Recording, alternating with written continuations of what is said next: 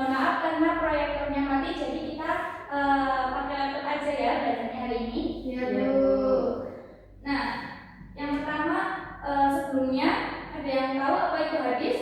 Nggak tahu. Nggak tahu. Boleh dibaca Mbak Mila? Ayo baca bareng-bareng aja. Oke. Hadis dalam bahasa Arab artinya baru atau berita. Hadis menurut istilah merupakan segala sesuatu yang bersumber dari Nabi Muhammad SAW, baik berupa perkataan, qauliyah, perbuatan, fi'liyah maupun ketetapan takdiriyah.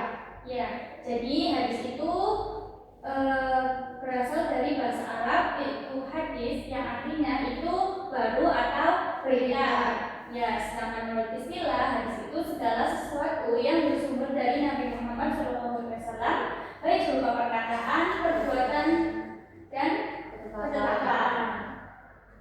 Selanjutnya ada kedudukan hadis dalam Islam. Yang pertama yaitu hadis sebagai sumber hukum Islam. Yang kedua itu sebagai penjelas Al-Quran, dan yang terakhir itu sebagai penguat hukum. Kedudukan hadis dalam Islam itu sangat penting karena sebagai sumber hukum Islam yang kedua. Terus sebagai penjelas Al-Quran. Nah, di Al-Quran itu kan banyak perintah yang belum dijelaskan terkait teknis-teknisnya seperti tata cara sholat, kemudian zakat, puasa, dan lain-lain. Nah, ini bisa dijelaskan di hadis. Kemudian sebagai yang terakhir itu sebagai penguat hukum. Selanjutnya ada unsur-unsur hadis. Mbak Lufia boleh dibaca, kelihatan apa enggak? Nggak kelihatan, Bu. Unsur-unsur hadis itu ada 3. Sanad adalah rantai periwayatan hadis, yaitu urutan orang-orang yang menyampaikan hadis dari sumber pertama hingga perawi terakhir. Yang kedua itu rawi. Rawi adalah orang yang meriwayatkan atau menyampaikan hadis dalam sanad. Contohnya, jika hadis diriwayatkan oleh Imam Bukhari dari Abdullah bin Yusuf. Yang ketiga yaitu matan. Matan adalah isi atau teks hadis yang merupakan inti makna yang disampaikan Nabi Muhammad.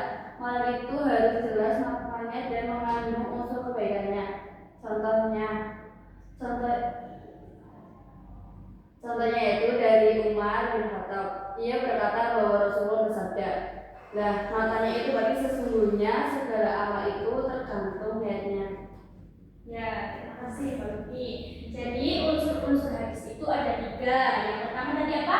Sanad. Yang kedua rawi, dan yang ketiga ada matan. Jadi sanad itu adalah periwayatan hadis, urutan yang orang-orang yang menyampaikan hadis dari sumber pertama hingga sampai perawi yang terakhir.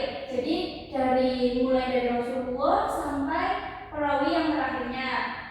Matan itu adalah inti dari hadisnya. Sedangkan perawi itu adalah orang yang meriwayatkan hadis. Selanjutnya yaitu ada macam-macam hadis. Macam-macam hadis di sini itu ada berdasarkan jumlah perawi dan berdasarkan kualitasnya. Yang pertama itu hadis berdasarkan jumlah perawinya. Yang pertama itu ada hadis mutawatir. Jadi hadis mutawatir itu hadis yang periwayatnya itu banyak, lebih dari 2. Iya, betul. Dan yang kedua itu ada hadis ahad. Hadis ahad itu apa? Ada yang tahu? Tahu. Hadis ahad itu hadis yang perawinya itu tidak mencapai derajat mutawatir, atau misalnya 1, 2, dan seperti itu. Ya. Yang kedua itu ada hadis berdasarkan kualitasnya. Hadis berdasarkan kualitasnya itu ada 3. Yang pertama hadis sahih, hadis hasan, hadis dhaif. Ya betul, udah pada tahu ya? Hadis apa, Bu? Hadis dhaif itu hadis yang lemah. Kalau hadis sahih, hadis yang benar. Yang tahu? Yang sahih benar. Iya betul. Yang kuat. Ya, jadi itu saja materi yang Ibu jelaskan pada hari ini. Ada yang bisa menyimpulkan dari awal materi? Ada. Silakan, secara ringkas saja Mbak Lydia. Hadis itu yang artinya baru dan hadis itu perkataan, perbuatan, ketetapan Nabi Muhammad. Ya. Sedangkan usul-usul hadis itu ada 3, ada matan, rawi sama sanad. Ya. Terus ada